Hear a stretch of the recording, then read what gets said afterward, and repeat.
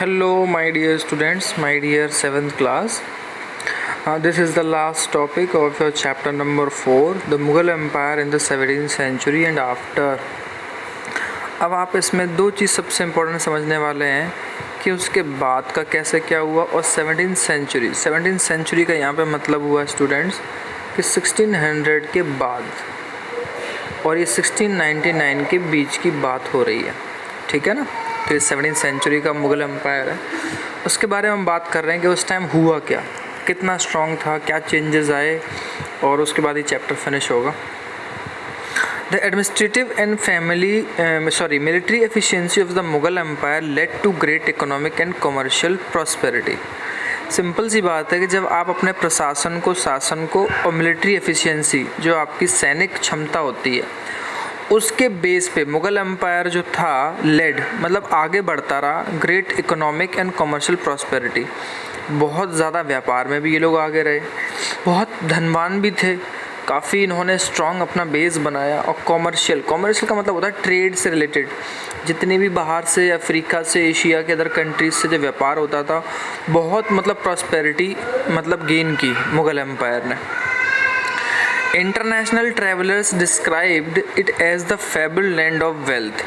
और जितने भी बाहरी नागरिक आए हैं ना बेटा,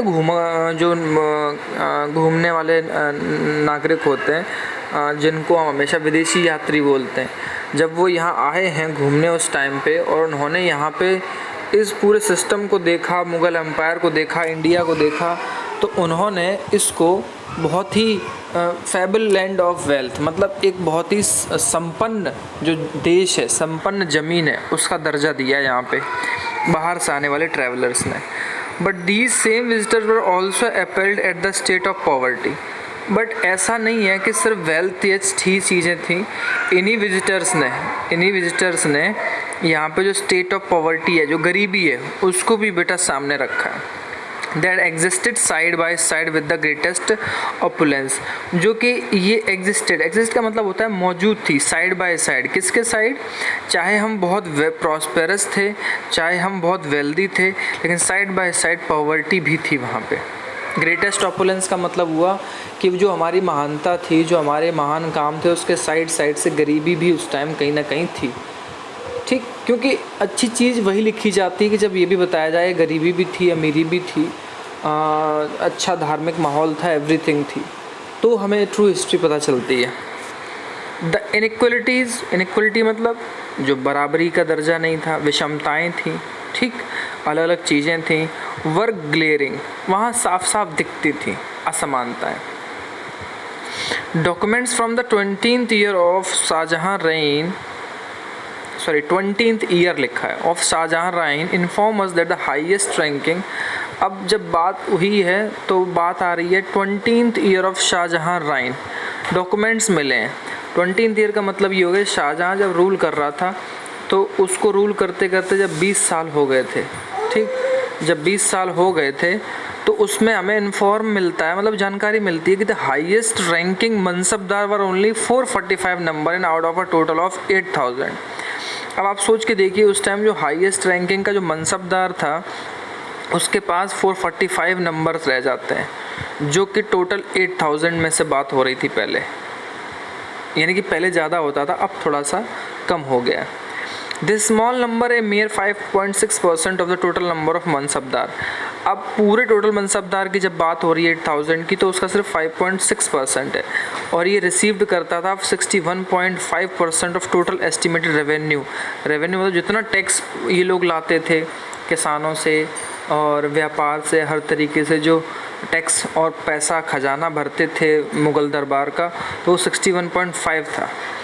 of the empire as salaries for themselves and their troopers, और इसी से ये सारे लोग, पूरे एम्पायर का जो सैलरीज दिया जाता था, चाहे वो खुद के लिए होता हो, चाहे वो सैनिकों के लिए होता हो, सबके लिए एम्पायर के जो सैलरी है वो यहाँ से मिलती थी उन्हें।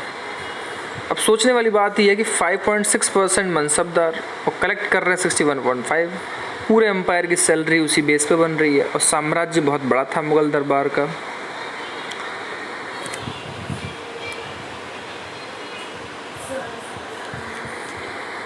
तो कहने का मतलब ये है कि लोड बहुत ज़्यादा हो गया था 17th सेंचुरी के लास्ट तक आते आते। शाहजहाँ का जो मतलब 20th ईयर है उसके शासन का, फिर क्या होता है, the Mughal empires and their mansabdar spent a great deal of their income on salaries and goods.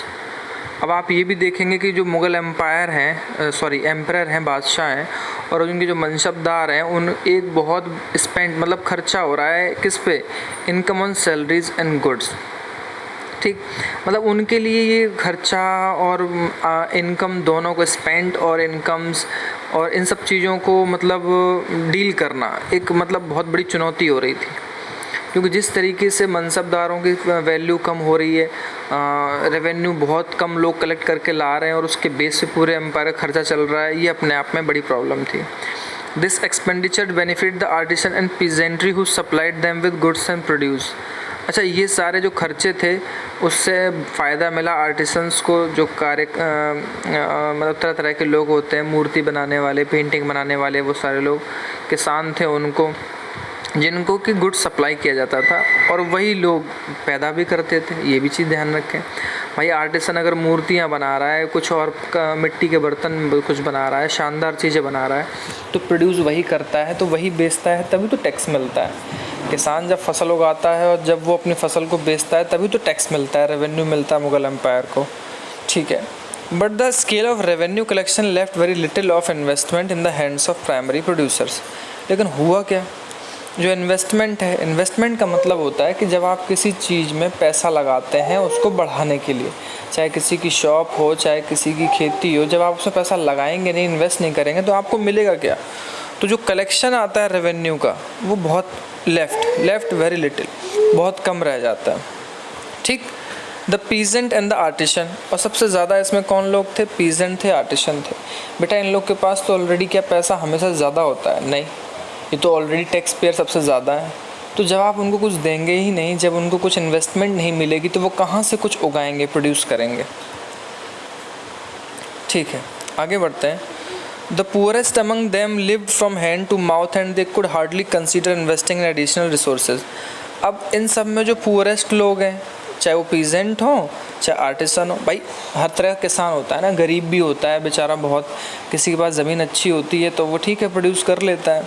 Artisan भी होते हैं हर तरह के, कोई मूर्तिकार है, कोई शिल्पकार है, कोई मंदिर बनाने वाला है, कोई पेंटिंग बनाने वाला है, कोई कुछ अलग अलग तरह के आर्टिसन होते हैं बेटा।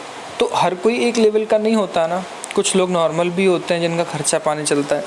तो वो ये कह रहा है कि जब उनके हाथों पे बात आ रही है तो वो हार्डली कंसीडर कर पा रहे हैं कि इन्वेस्ट क्या कर सकते हैं एडिशनल रिसोर्सेज के लिए, यानी कि उनके पास कुछ एडिशनल है ही नहीं, एक्स्ट्रा पैसा है ही नहीं कि वो इन्वेस्ट कर सकें। टूल्स होते हैं, सप्लाई होती हैं टू इंक्रीज़ प्रोडक्टिविटी, ताकि वो अपने प्रोडक्टिविटी को बढ़ा सकें और वो कुछ बेच सकें और पैसा कमा सकें। ये ठीक वैसे ही बात है जैसे आप स्टूडेंट हैं, आपके पास 100 रुपये 200 रुपये भी नहीं है कि आप अच्छा रजिस्टर ले सकें, स्केल ले सकें, पेन ले सकें, तो आपके पास बुक्स भी कम है, तो आप कैसे फ़ाइट करेंगे क्लास के अदर बच्चों से, अपनी प्रोडक्टिविटी कैसे बढ़ाएंगे। यही हालत उस टाइम पे लेटर ऑन पीजेंट की और आर्टिशंस की हो रही है। The wealthier peasantry and artisan group, the merchant and bankers profited in this economic world. और उस टाइम जितने भी पैसे वाले, चाहे किसान हैं, चाहे बेटा आर्टिशन का ग्रुप है, मर्चेंट हैं, व्यापारी हैं, बैंकर्स हैं, उनको बहुत प्रॉफिट हो रहा है, वो अपने प्रॉफिट में खूब अच्छे से रह रहे हैं और उनको प्रॉफिट हो रहा है। बट हम उससे पहले बात कर रहे थे जो पुअर सेक्शन है उनकी, वो अपने हार्डली इन्वेस्टमेंट को बचा के या अपना प्रोडक्टिविटी बढ़ा पा रहे थे, ये उनके लिए बहुत बड़ा चैलेंज था। ठीक है, तो ये मुग़ल एम्पायर की अपने चैलेंजेस थे बेटा, दोनों ही साइड्स को हम पढ़ रहे हैं, दोनों साइड्स को समझने की कोशिश कर रहे हैं। The enormous wealth and resources commanded by the Mughal elite made them an extremely powerful group of people in the late 17th century. अब बहुत सारी वेल्थ तो बहुत कम लोगों के पास है, और जो रिसोर्सेज है वो भी कुछ लोगों के हाथ में। मुगल एलीट का मतलब होता है बेटा, क्योंकि जो मुगल्स में उस टाइम जो एलीट अमीर घराना था वो एक्सट्रीमली पावरफुल बन गए थे, वो ग्रुप थे 17th सेंचुरी तक आते आते बहुत पावरफुल हो गए। As the authority of the Mughal emperor slowly decline. अब होता क्या है कि जब ऊपर से कोई पावर धीरे धीरे बेटा कमज़ोर होती है, तो नीचे की जो पावरफुल लोग हैं जिन्होंने पैसा जमा किया है वो अपने आप को बहुत बड़ा कर लेते हैं। His servants emerged as powerful center of powers in the region. अब जो उनके नौकर हैं अलग अलग जगहों पे, नौकरी हैं, सूबेदार हैं, किसी स्टेट के गवर्नर हैं, वो धीरे धीरे पावरफुल होते जा रहे हैं सेंट्रल अथॉरिटी से ज़्यादा, ठीक है। They constituted new dynasties and held command of provinces like Hyderabad and Awadh. और उसके बाद उन्होंने नई नई पीढ़ी, नए नए राजवंश आ गए बेटा, जिसमें कमांड लेते गए वो स्टेट्स की, जिसमें सबसे पहले हैदराबाद था और अवध था। बेटा हैदराबाद वो हैदराबाद है जो आज का तेलंगाना आंध्र प्रदेश पूरा मिला के है, और अवध वो रीजन है जिसमें आज का लखनऊ और उसके आसपास का बहुत बड़ा रीजन आता है उत्तर प्रदेश में। Although they continued to recognize the Mughal emperor in Delhi as their master, हालांकि ये लोग ये तो कहते थे कि मुग़ल राजा जो बैठे हैं दिल्ली में वो हमारे मास्टर है। मास्टर से मतलब बेटा कि वो हमारे मुखिया हैं, मान्यता भी देते थे। By the 18th century, the provinces of the empire had consolidated their independent political identities. लेकिन जैसे ही 18th सेंचुरी के बाद का समय शुरू होता है, 1707 में बेटा औरंगजेब की डेथ होती है, और इसके लेटर ऑन आप देखेंगे 1720, 30 तक आते आते इन लोग की जो पॉलिटिकल आइडेंटिटी है वो बेटा इंडिपेंडेंट हो गई। इंडिपेंडेंट का मतलब क्या है बेटा कि ये लोग अब अपने आप को मुग़ल से फ्री कर चुके हैं। अब ये मुग़ल्स को अपना मुखिया, अपना मास्टर नहीं मानते हैं। ये अपने अपने इलाके में, हैदराबाद का जो निज़ाम है वो बहुत पावरफुल हो गया है, वो मुग़ल्स को अब ऑर्डर नहीं लेता। अवध का जो नवाब था वो अपने आप में फ्री हो गया, वो मुग़ल से ऑर्डर नहीं लेता है, और इस तरह से वो अपने अपने प्रोविंस में अपने अपने राजा महाराजा बन गए, अपनी अथॉरिटी बन गए, अपनी पावर आ गई। और ये चीज़ें आप लास्ट में जो चैप्टर है एक in the early 18th century वाला, वहाँ पढ़ेंगे। तो ये था मुग़ल एम्पायर के बारे में, ठीक है। एक एल्सवेयर होता है लास्ट टॉपिक यहाँ पे बुक में, किंग्स एंड क्वींस एल्सवेयर, कहीं दूसरी दुनिया में जो कहा गया उसके बारे में बात हो रही है। ये हमारे सिलेबस में उतना इम्पोर्टेंस नहीं रखता है, लेकिन हाँ हम पढ़ सकते हैं कि उस टाइम और क्या हो रहा था। There were several great monarchs, all near contemporaries in the different part of the world in 16th century. जिस टाइम मुग़ल एम्पायर को बेटा हम पढ़ रहे हैं 1526 से लेकर 1707 इतने टाइम तक, उसी टाइम पे दुनिया के अदर हिस्सों में बहुत सारे राजा महाराजा ग्रेट मोनार्क्स भी थे। Like these include the ruler of Ottoman Turkey. बेटा टर्की जो आज का टर्की है, ठीक, उसने उस टाइम ऑटोमन टर्की बोलते थे। Sultan Suleiman 1520-1566 during his rule the Ottoman state expanded into Europe, seizing Hungary and besieging Austria. उनके टाइम पे, सुलेमान के टाइम पे यूरोप के बहुत सारे कंट्रीज़ को बेटा कैप्चर किया है। His army also seized Baghdad and Iraq, Baghdad Iraq पे भी कब्जा किया है। Much North Africa and all the way into Morocco, Africa का एक नॉर्थ का बहुत बड़ा हिस्सा भी इन्होंने अपने कंट्रोल में किया। एक्नॉलेज ऑटोमन अथॉरिटी मतलब मोरक्को तक। Suleiman also reconstructed the Ottoman navy, Suleiman ने ऑटोमन नेवी को भी बहुत आगे बढ़ाया। Its domination over the eastern Mediterranean brought the navy into competition with Spain, और उनका कंपटीशन स्पेन में भी हुआ, मेडिटेरियन सी से बहुत पावरफुल बनाया। In the Arabian Sea it challenge the Portuguese, Arabian Sea में इन्होंने पोर्टुगीज़ को चैलेंज किया। The monarch was given the title of al Qanuni, the law giver. अल कानूनी नाम से उस टाइम के सुल्तान को जाना जाता है, because of the large number of regulations, कानून पास ड्यूरिंग हिज रीजन, क्योंकि उनके मेडिटेरियन सी हो, चाहे स्पेन की बात हो, चाहे पोर्टुगीज़ की बात हो, वो हर किसी के साथ अपने तरीके से बहुत सारे कानून के साथ वर्क कर रहे थे। These were aimed to standardize administrative procedures throughout the expanded domination of the empire and especially to protect the peasantry from forced labor and extraordinary taxes. बहुत सारी बातें हैं कि फोर्स लेबर्स को बात हो, चाहे टैक्सेस की बात हो, पीजेंट्री की बात हो, इनका जो डोमेन था बहुत ज़्यादा बढ़ा हुआ था, लाइक जैसे कि हमारे यहाँ बेटा मुग़ल में था। In the 17th century when public order declined the Ottoman domains, 17th century की बात हो रही कि जो पब्लिक ऑर्डर है वो धीरे धीरे घटने लगा ऑटोमन एम्पायर में। द राइन ऑफ सुलेमान कानूनी was remembered the period of ideal governance, और धीरे धीरे सुलेमान को आइडियल गवर्नेंस के लिए वहाँ याद किया जाने लगा, क्योंकि उस बंदे ने, उस राजा ने वहाँ पे अच्छा मतलब एक राइन इस्टेब्लिश किया और अच्छी गवर्नेंस दी, लोगों के लिए बहुत हेल्पफुल रहा, इसलिए लोग उसको याद करते हैं। ठीक है, और भी हैं। Find more about Akbar contemporary, the ruler of Queen Elizabeth, the Safavid ruler of Iran, Russian ruler वगैरह वगैरह। ये हमारे मतलब का नहीं है, ये थोड़ा सा अलग सा है। ठीक है, मैच द फॉलोइंग है स्टूडेंट्स, ये तो आपको बुक में ही करनी है, ठीक है। ये एक्सरसाइज बुक में करनी है, होमवर्क, इनको छोड़ना नहीं है। और उसके बाद जो ये फिल इन द ब्लैंक्स हैं, ये भी आप बेटा बुक में ही करेंगे, ठीक। ये आपका होमवर्क है। और उसके बाद जो क्वेश्चन आंसर्स आएंगे बेटा आपके, ये हम आपको PDF की फॉर्म में भेज देंगे, ठीक। ओके, ये चैप्टर फिनिश होता है स्टूडेंट्स।